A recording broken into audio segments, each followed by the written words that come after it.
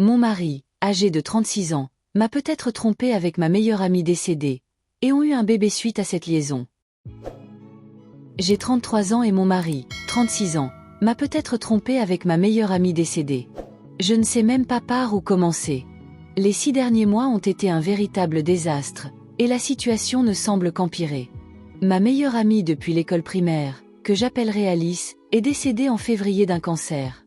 Elle avait une fille de 2 ans qui a été confiée à la garde de sa mère après son décès, que j'appellerai Alexia. Le mois dernier, Alexia s'est présentée à notre porte sans prévenir, disant à mon mari qu'il devait assumer la responsabilité de son enfant. Soit en obtenir la garde, soit commencer enfin à payer une pension alimentaire. Elle dit qu'Alice lui avait dit à la naissance de sa fille qui était le père, mais qu'elle ne voulait rien avoir à faire avec lui. Pour répondre à l'inévitable, Alice était une infirmière itinérante et gagnait beaucoup d'argent, ce qui est la seule raison pour laquelle je vois pourquoi elle n'a pas demandé de pension alimentaire. Au cours de cette conversation, mon mari a eu la pire crise de panique qu'il ait jamais eue. Nous avons donc dû mettre fin à la conversation avant que je puisse obtenir plus de détails. L'histoire de mon mari est... Je ne sais même pas. Il a dit que la fille d'Alice était probablement la sienne, mais que ce n'était pas ce que je pensais. Il y a presque 3 ans, nous avons organisé une grande pendaison de crémaillère alors que nous venions d'emménager dans la maison de nos rêves. Après avoir finalement terminé ma résidence et que j'étais prête à gagner un bon salaire pour une fois. Alice était en ville et devait être à la fête, mais j'ai été appelée au travail avant qu'elle n'arrive. Je ne suis rentrée qu'après 3 heures du matin, la fête touchait à sa fin. Mon mari était évanoui à l'étage et Alice avait déjà quitté la fête, ce que j'ai trouvé étrange à ce moment-là, car nous ne nous étions pas vus depuis des mois. Mon mari prétend qu'il s'est réveillé au milieu de la nuit avec Alice sur lui, mais il s'est évanoui à nouveau avant de pouvoir dire quoi que ce soit. Il prétend qu'il ne me l'a jamais dit parce qu'il avait peur que je ne le croie pas. Je ne sais pas si je le crois. Il m'a montré des textos qu'il avait envoyés à son meilleur ami le lendemain pour lui demander conseil sur le fait qu'il pensait que quelqu'un avait pris avantage de lui, mais s'il m'avait trompé, il aurait pu avoir cette conversation comme preuve, d'autant plus qu'il n'a jamais dit spécifiquement Alice. Depuis la fête, il était très distant avec Alice, et après qu'elle ait eu sa fille, il trouvait même des excuses pour ne pas être à la maison quand elle venait nous rendre visite. Je ne sais pas si c'est parce qu'il m'a trompé, ou si Alice a effectivement pris avantage de lui et que c'était sa réaction traumatique. Honnêtement, je ne sais pas quoi faire. Je connais Alice depuis que nous sommes enfants et elle ne m'avait jamais semblé être ce genre de personne. Mais je connais aussi mon mari depuis plus de 10 ans et je n'ai jamais eu l'impression qu'il était infidèle.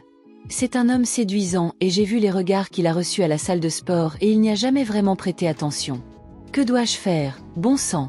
Comment puis-je découvrir la vérité alors qu'Alice n'est même pas là pour se défendre? Elle n'a jamais laissé entendre qu'elle aimait mon mari, et encore moins qu'elle voulait avoir des relations avec lui. J'ai dit à mon mari qu'il devait faire un test ADN avant que quoi que ce soit ne soit décidé du côté de l'enfant. Mais en attendant, il doit déménager pendant que je réfléchis à ce que je vais faire. Mon mari m'a peut-être fait un enfant dans le dos. Il prétend que ma meilleure amie décédée a pris avantage de lui. Écoutons quelques questions de la communauté et les réponses de l'auteur de ce post.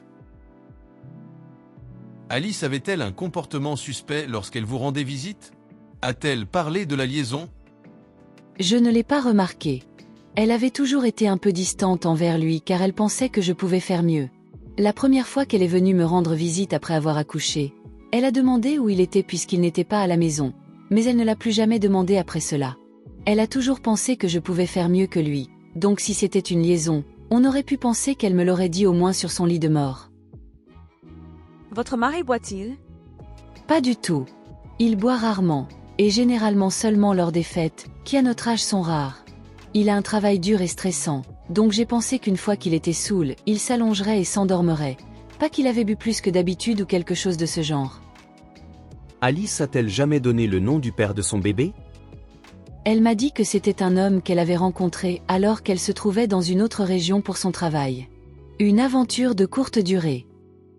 Attendez, je comprends que vous ayez besoin de digérer tout cela. Mais vous avez dit à la victime potentielle d'une agression SUL qu'elle devait quitter sa maison, son lieu sûr, et vous, sa personne de confiance. Je pense que vous avez un peu brûlé les étapes et que vous avez écarté votre compagnon de vie qui a peut-être été agressé. Oui, je commence à réaliser que j'ai fait une terrible erreur. Les femmes passent des dizaines d'années sans admettre qu'elles ont été agressées par peur que les gens ne les croient pas. Je vais être honnête, les hommes vont passer 2 fois plus de temps, et de préférence, l'emporter dans la tombe parce qu'on leur dit presque toujours et automatiquement qu'il n'est même pas possible qu'un homme se soit fait agresser. Je sais qu'il faut se fier à son instinct, mais son histoire est logique avec les messages qu'il a envoyés à son ami. Il espère également ne plus jamais fréquenter la femme dont il est sûr qu'elle l'a agressé. C'est pourquoi il s'est fait discret après les faits. S'il est un homme intelligent comme vous le prétendez, il n'aurait jamais voulu que vous soyez seul avec Alice parce qu'elle aurait pu révéler une liaison. Il aurait essayé de séparer vos liens. Au lieu de cela, il s'est caché, parce qu'elle ne pouvait pas vraiment dire qu'elle l'avait agressé. Vous dites qu'elle n'était pas du tout fan de lui. Elle pensait que vous pouviez faire mieux. Alors pourquoi n'aurait-elle pas donné une version disant qu'il est venu après elle ? C'est parce que c'est elle qui avait tort. Merci. Je ne sais pas ce qu'il y a dans cette partie, mais ça me fait tilt. Vous avez tout à fait raison. Avec son niveau de mépris, si c'était une liaison, elle me l'aurait certainement dit, ne serait-ce que pour nous séparer, surtout sur son lit de mort. J'étais dans la chambre avec elle, je tenais une de ses mains. Elle a manifestement emporté cela dans sa tombe et la seule raison pour laquelle elle le ferait serait qu'elle l'ait agressé. Je vous remercie. La mise à jour, le même jour. Après avoir discuté avec vous, j'ai réalisé que mon mari disait la vérité. Ma meilleure amie l'a agressé. Plusieurs personnes ont fait remarquer qu'Alice n'aimait pas mon mari et que si cela avait été une liaison, elle me l'aurait dit alors qu'elle était en train de mourir, ne serait-ce que pour nous séparer. Vous avez tout à fait raison. J'étais là, dans la chambre, quand elle est décédée. Je lui ai tenu la main pendant des jours. Nous avons parlé de tant de choses. Si ce n'était qu'une liaison, elle me l'aurait dit. Mais si elle avait agressé mon mari, elle n'aurait pas dit un mot. C'est le genre de choses que les gens horribles emportent dans la tombe. J'ai également réalisé que j'avais fait une terrible erreur en demandant à mon mari de partir quelques jours pendant que je rassemblais mes pensées. Sans vouloir chercher d'excuses, la perte de ma meilleure amie à cause du cancer, un long combat contre le cancer qui plus est, a été brutal. Dire que j'étais dévastée ne lui rendrait pas justice. Même si cela s'est produit il y a seulement 6 mois, je le ressens encore tous les jours. Alors, si on me met ça sur le dos, c'est comme si je la perdais à nouveau. Soit elle m'a trahi et a baisé mon mari. Soit elle m'a trahi et a agressé mon mari. Non seulement je l'ai perdu, mais maintenant j'ai perdu les bons souvenirs, ceux d'une vie entière. Il m'était impossible de le regarder sans la voir, et de ne pas être à nouveau frappé par l'horreur et la prise de conscience de cette perte. J'avais le sentiment que j'avais besoin de pouvoir m'effondrer, de faire mon deuil et de réfléchir sans la nouvelle vague de pertes que je ressentais à chaque fois que je le voyais. J'ai eu tort de lui demander de partir, mais vous avez raison, et depuis quelques minutes, j'ai réparé cette erreur. J'ai appelé mon mari, je me suis excusée, je lui ai dit que je le croyais et je l'ai supplié de rentrer à la maison. Il sera là dans une demi-heure au plus et je vais soutenir mon mari comme je sais qu'il m'aurait soutenu. Je suis une utilisatrice de ce forum occasionnellement depuis plusieurs années. Et parfois les conseils donnés sur des sujets comme ceux-ci peuvent être un peu aléatoires. Mais aujourd'hui, vous avez fait du bon travail. Vous m'avez aidé à réaliser que non seulement j'avais tort, et que j'étais stupide, mais que je faisais du mal à la personne qui avait le plus besoin de moi. J'étais égoïste. Je n'ai aucune idée de ce que nous allons faire en ce qui concerne la fille potentielle, mais je peux vous assurer que nous allons gérer cela ensemble. Il va falloir beaucoup de temps, et probablement beaucoup de thérapie, pour faire le deuil de cette nouvelle perte. Je me sens engourdie maintenant, comme si je ne pleurerais plus jamais.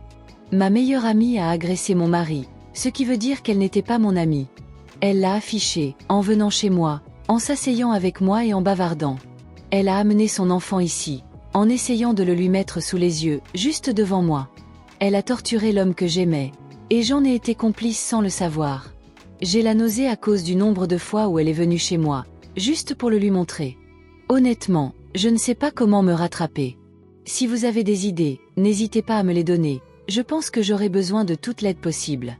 Demain, je vais prendre un congé sabbatique, juste jusqu'à ce que nous puissions déterminer nos prochaines étapes et que nous puissions nous remettre les idées en place. Merci à tous. Écoutons quelques questions de la communauté et les réponses de l'auteur de ce post. Comment son ami a-t-il répondu au message de votre mari? Il a demandé plus de détails, mais mon mari n'en a pas donné. Comment votre mari a-t-il réagi à la mort d'Alice au début? Sa réaction vous a-t-elle semblé normale ou conforme à ce à quoi vous vous attendiez? Honnêtement, je ne sais pas. Je vivais beaucoup de choses à l'époque, ce qui est compréhensible. Je n'ai remarqué aucun changement chez lui. Honnêtement, j'aurais tendance à croire votre mari. Le fait d'envoyer des SMS à titre préventif pour couvrir sa tromperie semble un peu exagéré, et il est plus logique qu'il soit authentique. J'ai l'impression que simuler tout le reste implique un niveau excessif de manipulation. Il semble que vous n'ayez pas de raison de croire qu'il ferait cela. De même, le fait qu'il ne vous ait rien dit parce qu'il pensait que vous ne le croiriez pas semble être un jugement qui n'est pas totalement erroné à ce stade. Je commence à ressentir la même chose, et je pense que je pourrais être une mauvaise épouse. Sa réaction m'apparaît comme une réponse à un traumatisme. Ne pas être cru est le pire cauchemar d'une victime. Il est difficile d'être rationnel dans ce genre d'événement. Mais aurait-elle pu lui glisser quelque chose? Avait-elle l'habitude des aventures d'un soir? Ont-ils pu être très complices parce que vous n'étiez pas là et qu'ils avaient bu?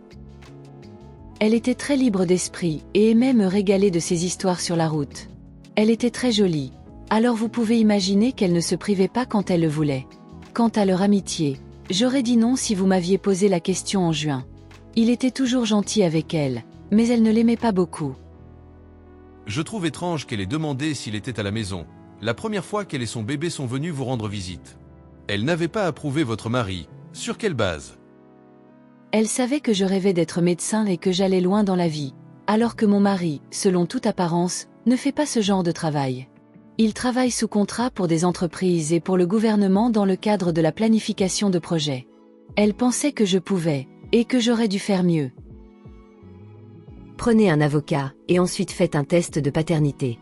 Pouvez-vous avoir une conversation calme et posée avec votre conjoint pour lui dire que vous voulez croire en lui, mais que vous êtes aussi dans un état émotionnel désastreux et que vous avez besoin d'un médiateur ensemble, peut-être un thérapeute. Mais surtout, faites appel à un avocat maintenant. Je suis vraiment désolée que vous ayez à faire face à cela. Merci, j'apprécie.